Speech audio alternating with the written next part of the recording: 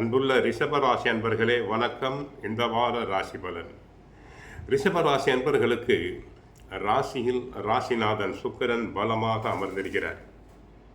2 குரு, 4 கேது, 10 ராகு, லாபஸ்தானத்தில் சனி செவ்வாய், விரய ராசியில் சூரியன் புதன்.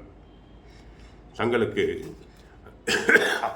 ராசியில் சுக்கிரன், 2 குரு, லாபஸ்தானத்தில் சனி இருப்பது மிக அற்புதமான அமைப்பு.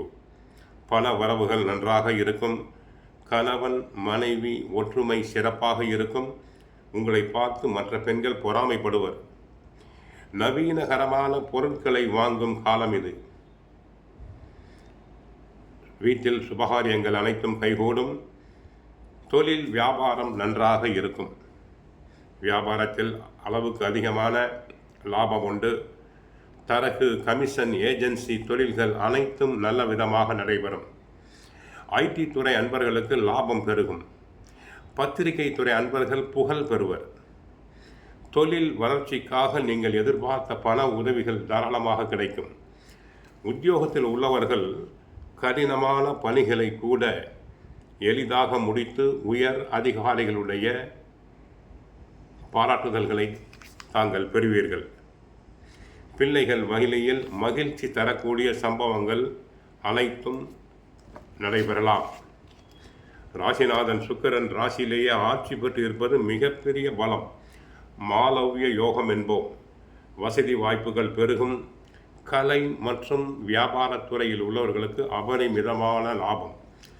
சிலர் கலை நிகழ்ச்சிகளுக்காக வெளி மாநிலங்கள், வெளிநாடுகளுக்கு சென்று வரலாம். அதனால் பண ஆதாயம் அதிகரிக்கும்.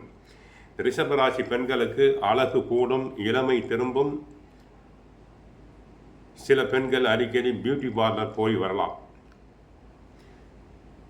புதிய ஒப்பந்தங்கள், கான்ட்ராக்ட் அனைத்தும் நிறைவேறும். ஆடை ஆபரண சேர்க்கை உண்டாகும். குடும்பஸ்தானத்தில் குரு இருப்பதால் பண வரவுக்கு பஞ்சம் இல்லை. சுபகாரியங்கள் அனைத்தும் நடைபெறும். ஆனால் விரயஸ்தானத்தில் சூரியனும் திங்கட்கிழமை முதல் செவ்வாயும் வருவதால் தேவையில்லாத மருத்துவ செலவுகள் வரலாம். உஷ்ணம் சம்பந்தமான நோய்கள் வரலாம். பயணங்களால் அலைச்சல் ஏற்படலாம். தூக்கமின்மை ஏற்படலாம். சனியினுடைய பார்வை ராசியில் விழுவதால் எதிலும் தாமதம் ஏற்பட்டு மன அழுத்தத்தை தரும். அதிக செலவுகள் உண்டாகலாம். உடலில் சோர்வு வந்து விலகும். ஆகவே அன்பர்களே, தினமும் பகவத்கீதை, சுந்தரகாண்டம் படியுங்கள். நன்மைகள் நடைபெறும். வாழ்க வளமுடன். ஹரே கிருஷ்ணா, ஹரே கிருஷ்ணா.